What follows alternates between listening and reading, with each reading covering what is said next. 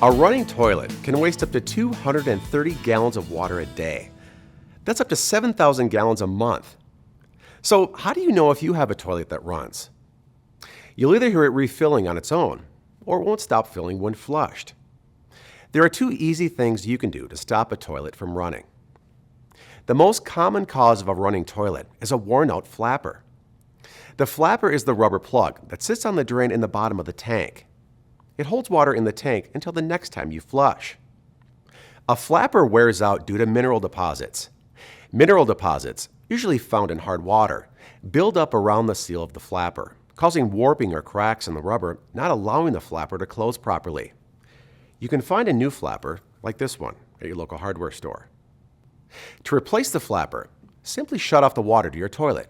Give it a flush.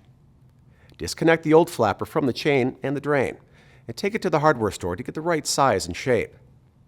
Then reattach the chain and hook up the new flapper back over the drain. That's it.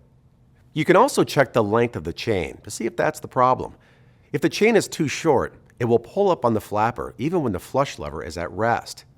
If it's too long, it might interfere with the flapper closing all the way.